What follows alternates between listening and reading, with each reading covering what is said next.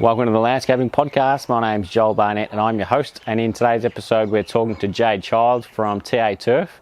So Jade installs artificial turf in Tasmania, and I was interested to talk to him because he also does some landscaping and was landscaping full time before he was focusing solely on turf. So I was interested to talk to him about what the landscaping scene is like in Tasmania.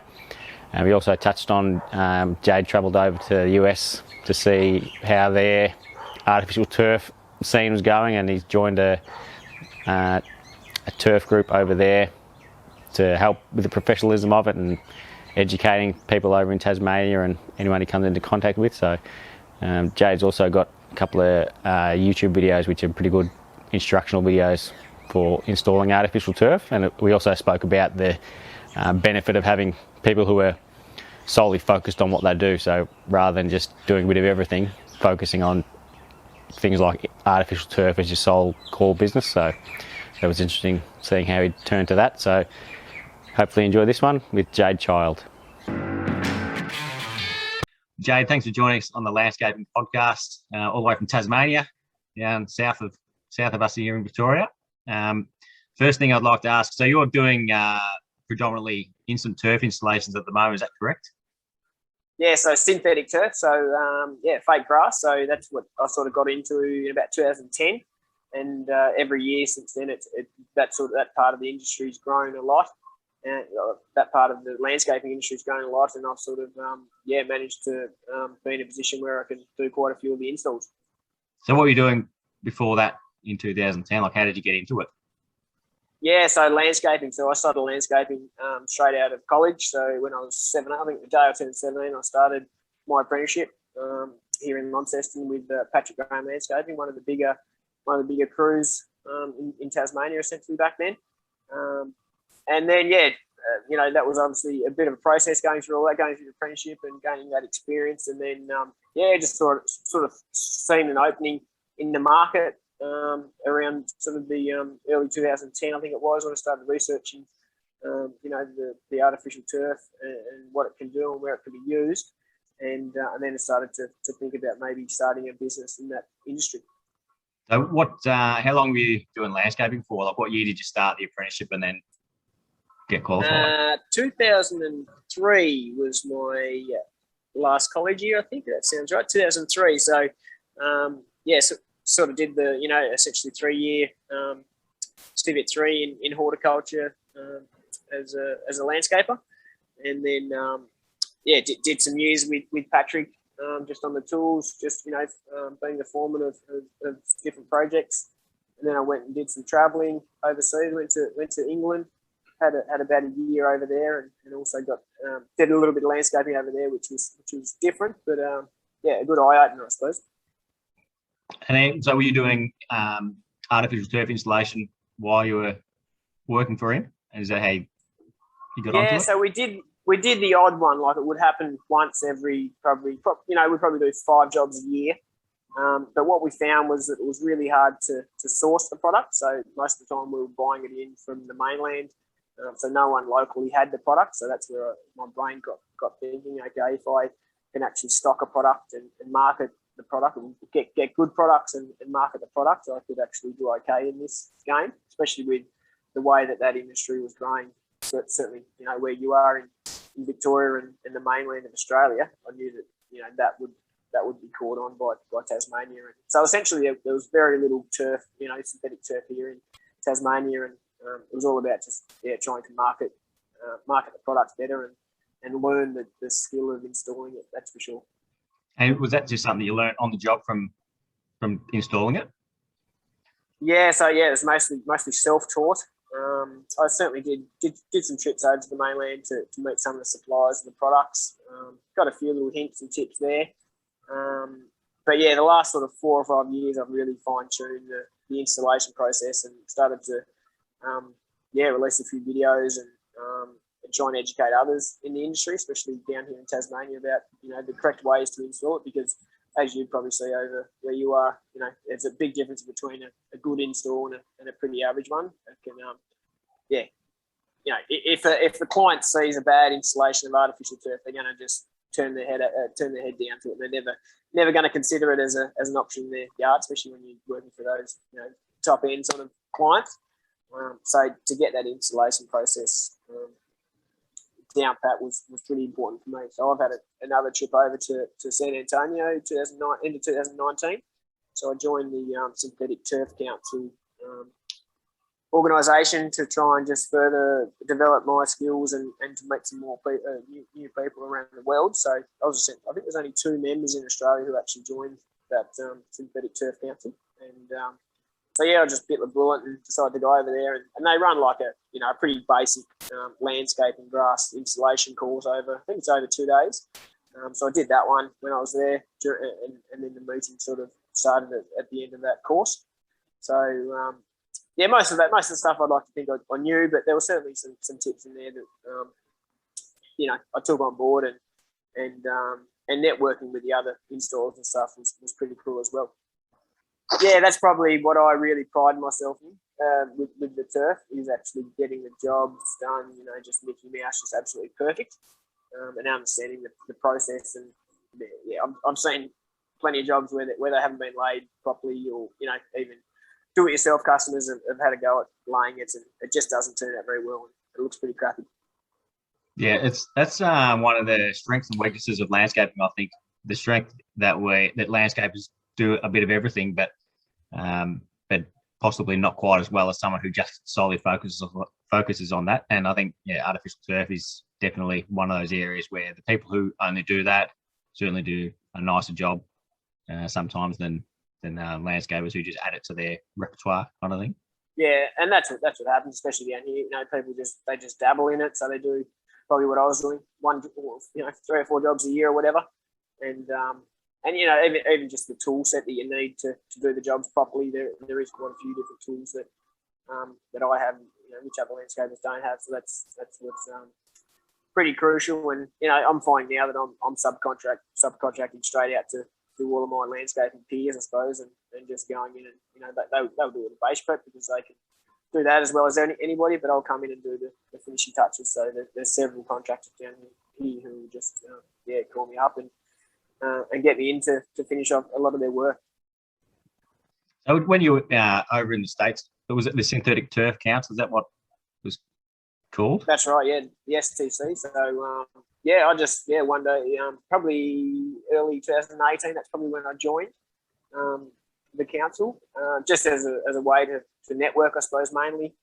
Didn't really consider, maybe going over to the States to go to a conference.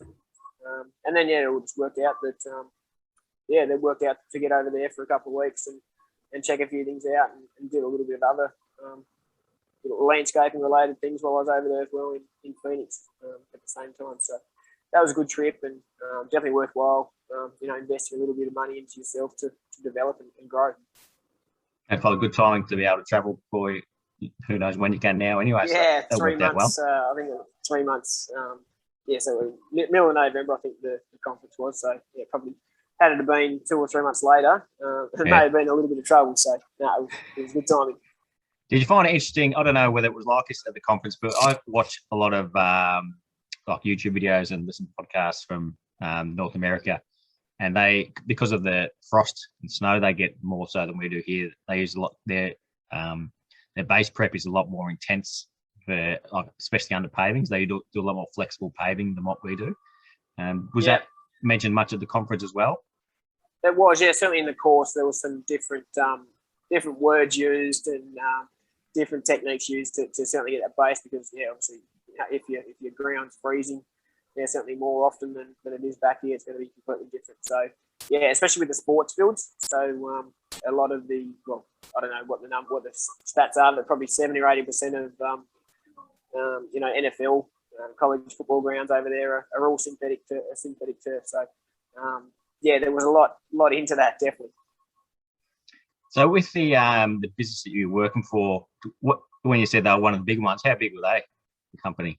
So Tassie's not that big. We've only got 500,000 people. So when I say big, we probably had 3 crews of sort of three people at the biggest, plus a couple of the the overseers, I suppose.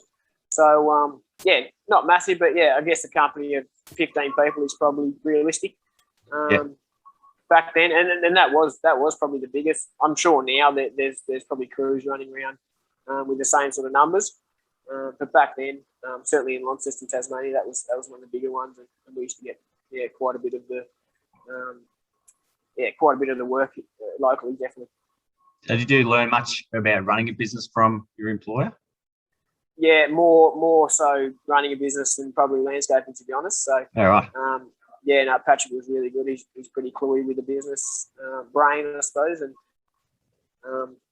he taught me a lot of tricks, about not being afraid of profit and that type of thing.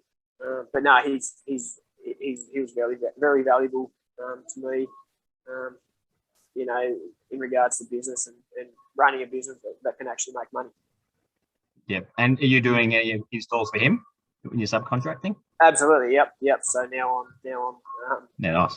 Doing the odd install for him. So yeah, he'll do a synthetic turf job probably once a month. So yeah, same sort of thing. It might only be a 3-hour job for us, but yeah, we'll straight away go back and and he loves it. He knows that he can call me. The job will be done. He'll put a deadline on it, and I'll just make sure it's done and dusted. He always he has a crack at the base, and it's a bit of a joke between him and I that I'll always come in and tart up that base a little bit better.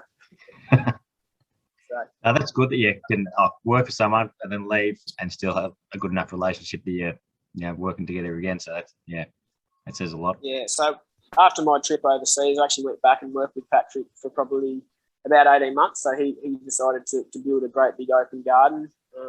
If anybody's online at the moment, they can certainly Google Glebe Gardens, and it's just a great big open garden where people can just roll in, during opening hours and just walk around and check out the plants and the designs that we came up with back then.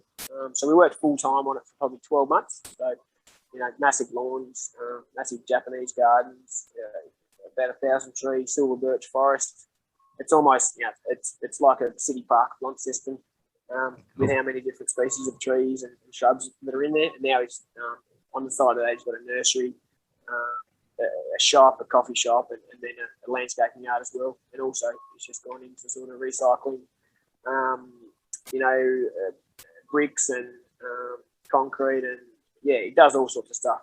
Takes in green waste and then composts that down into mulch. And so he's got quite a big business actually selling compost and mulch now.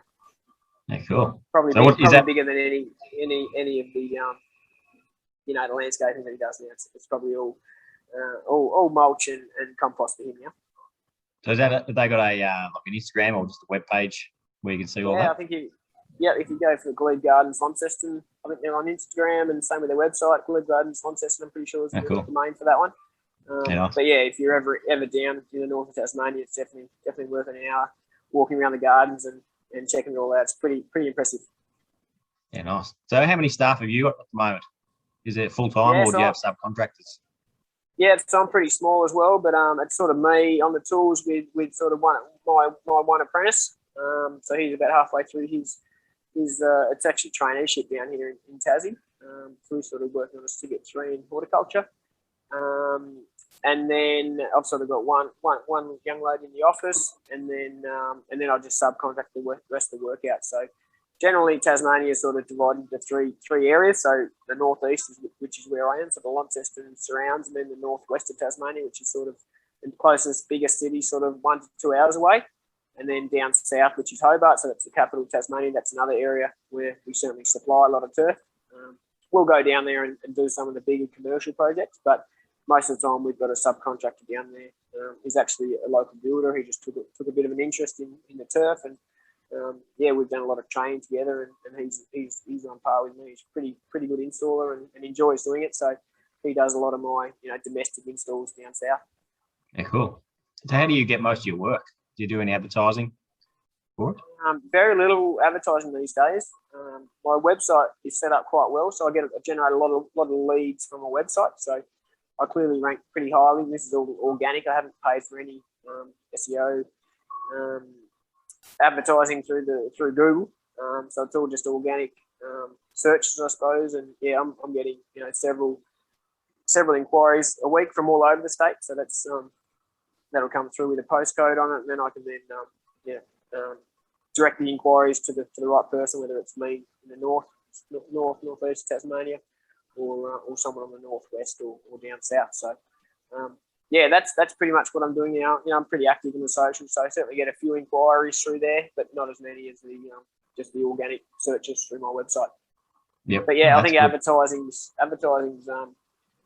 really gone. I reckon down in Tassie for the last couple of years, like I haven't spent a hell of a lot at all. I'll support the odd local, radio station that hounds me for it. But yeah, I don't think I get that much from that type of thing. So, and a lot of it's word of mouth. A lot of it's repeat customers. Down here being a smaller sort of state and area, get a lot of repeat customers doing their second and third houses or whatever, as well as just referrals as well. Referrals is probably where it's at, I guess, for my business, definitely. Yep. And before we started recording, you said that you still do landscaping as well in the winter. So, how much landscaping do you do percentage wise compared to the turf installation? Yeah, so I don't chase any landscaping. It's only really the clients come to me and would like me to do their work. So probably the turf's really busy from sort of September up and through until sort of May, and then it gets cold down here and it's not ideal conditions for laying turf. I still do bits and pieces, but I just don't try and push it as hard for that reason, because I just know that we do a better job when we've got a bit of heat in the air. And then challenging conditions with rain and even snow at times isn't ideal for the turf. So I try and chase a bit more landscaping. So I'll sort of bank a little bit of work. Right now this time of the year, sort of June, July, most of August might be some landscaping. So at the moment, so I guess it's probably even in the summer I'm doing bits and pieces of landscaping. I have the odd maintenance job as well that I'll tack on for existing customers who enjoy me and the boys coming in and doing a bit at their place. But I guess it's probably a 25% of my work would be still landscaping, which I enjoy. A lot of the turf jobs are normally 1 or 2 or 3 days long, so getting on a landscaping job for a couple of weeks is actually a bit of a holiday, to be honest. Yeah. Because you're sort of getting to relax more on the one project, you mean? Well, I guess you know where you're going, and certainly with those 2 and 3 day jobs, you've got to have your head screwed on to organise where you're going and making sure that, as you do with landscaping. But I don't know, I just feel as though it's a bit more relaxed if you know where you're going. Yep. You know where you're going to be starting for the next 2 weeks, whatever, 7:30, 8 o'clock. It's a bit more robotic, I suppose. Yeah.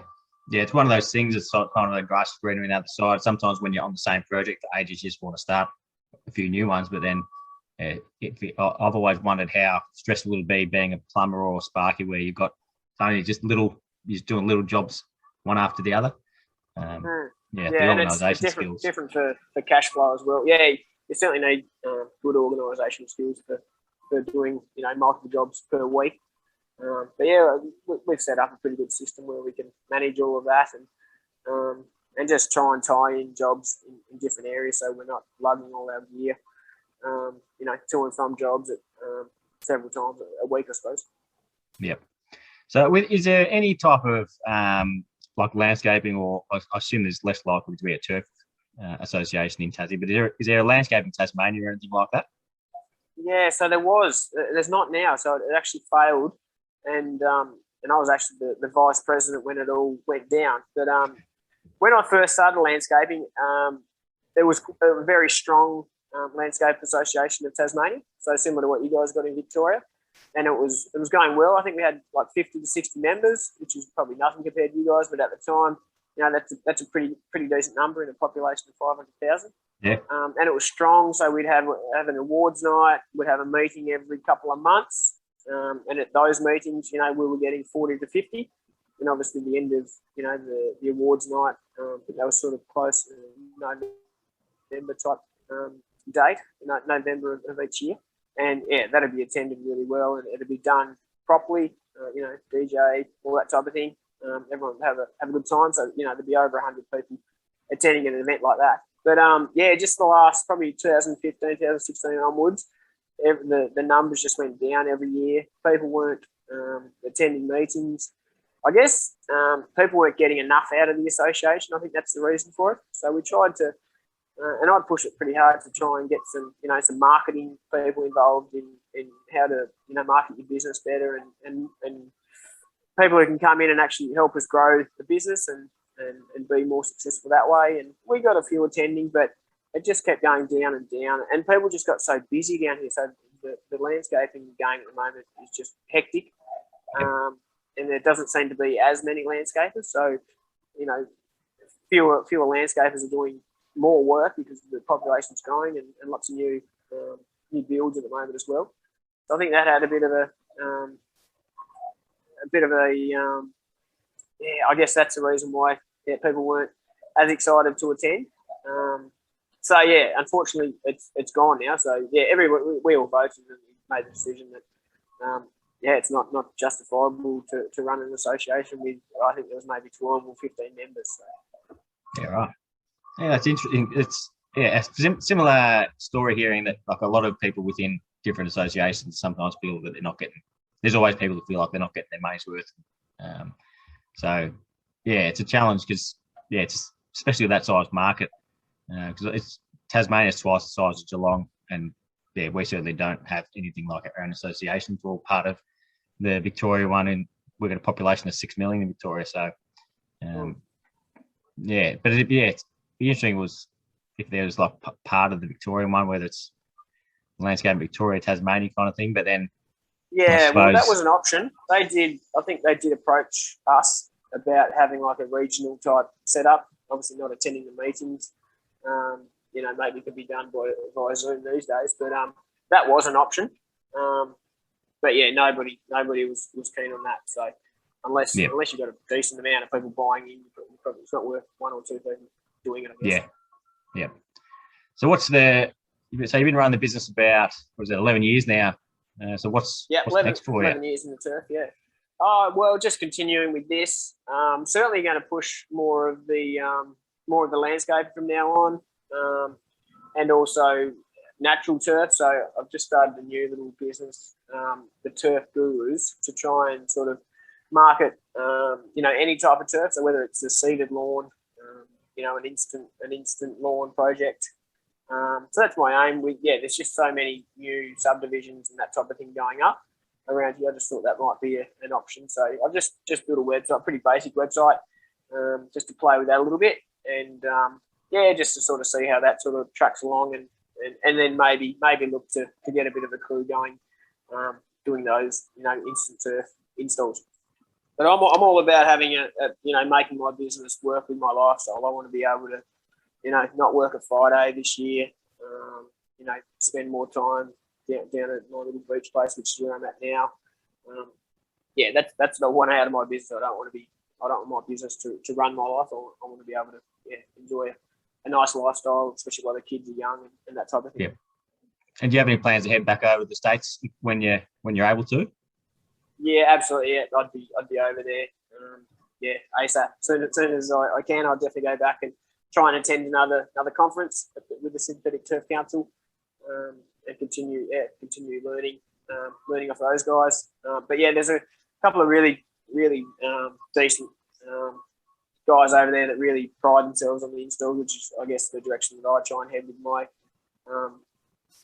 the way that I sort of run my Instagram page, for example, by teaching others. And I'd certainly like to spend some more time with them and jump on the tools and do projects for them. And the synthetic turf market over in the US is just astronomical. There's just so many square meters of turf going down. It's just madness. So I'd like to see a lot more of that. Yeah, I did see one of your videos where it's an instructional video. It was pretty impressive. The detail you're going into with that. So that was a good one. And I've had from that, just that one video, the amount of work I've landed from people seeing it and understanding the process, and a lot of my clients will say, "Oh yeah, we were going to do it ourselves, but we can see that there's a bit more technical stuff involved." And so that makes me appreciate the time that we put into that. And that was a good one. So I laid some turf for that particular guy, and for my videographer, I suppose you'd call him. Yep. And then we did a bit of a deal where he made a couple of little videos for us, and of course the installation video. So we did that over a day. So not a huge investment in our time, but yeah, it was really good to be able to pop that out there. And yeah, certainly, that alone's attracted a hell of a lot of work in the last 12 months. Good one. And do you, because you said it wasn't easy to get the artificial turf when you started. So do you sell much of that as well as install it, or is it just you only? Yeah, so it's probably about a 50. Yeah, no, it's about a 50-50 split between what I lay and what I'm selling. So yeah, I'm selling quite a bit of it to other landscapers who do a lot of their work themselves. Plus, yeah, customers just around the state who'll be doing it themselves. So yeah, there's a pretty good market for that. And there's a couple of other guys down here that also sell it. But I guess, yeah, being in the business and industry for that little bit longer probably gives me the edge over some of those. But I've got basically two landscaping grasses and a couple of different sports grasses that I'll sort of stock, and all Australian made, which is something we're really proud of. So initially we imported from China, did that for a little while, and then opted to use a lot of the Australian made products. Oh, good one. Whereabouts is it made? Dandenong. So APT. Right. Yep, yeah, cool. Buy a lot of their products, and buy a bit from Tiger Turf as well. Yep. No, nice one. Yeah. Now, when I was doing the research to see what I could find out about you for the interview, I saw on your personal Instagram page there's a I think it was a 100 challenge or something. There's some fella you're doing a lot of posting about, doing just different challenges. Busy. Yeah. So what was the inspiration behind doing that? Just something to do, just to do something, just do a few things that made me feel alive, and it actually, to inspire other people to try and get out of their comfort zones a little bit. So I did a few little crazy things. Paid for somebody's fuel one day. That was a bit random, a little bit different. A few cold water challenges and some different running challenges. But it's all about just having a bit of fun and making people laugh and hopefully inspiring others to do some crazy things in their life. Yeah, cool. I liked it. I had the volume up a bit too loud when you did the screen one, so that was. Turn that. I recommend that to everybody. Actually, that was actually a lot of fun. To do something like that, because how often do you do that? I got three. Maybe we do it more often. Yeah. Yeah. Oh, Jade, I can't thank you enough for your time. It's interesting hearing about because I don't know much about the landscaping industry in Tassie, so it was good to have a chat about that. And it sounds like you got and certainly the we do the top end projects are a little bit scarce down here, so we are doing a lot more just your standard basic sort of landscapes. But as the years have gone by, there's more top end projects coming along. And I was at a job the other day where a guy had built one of the other really good landscapers here in Tassie. He built a great big natural pool, 20 metres long by 12 metres wide, so all out of natural stone. So no chlorine, all the natural eco pool, I guess you'd call it. Yep. And saying that, I'll have to send you a video of that, mate. That was pretty impressive. I reckon checking that out one day would be a good one for any landscaper to see how it's done. Yeah, I love those type of pools as well. They look awesome as well as being a lot better for you. Definitely. All right, Jade, thanks very much. Cool. Thanks, Joel.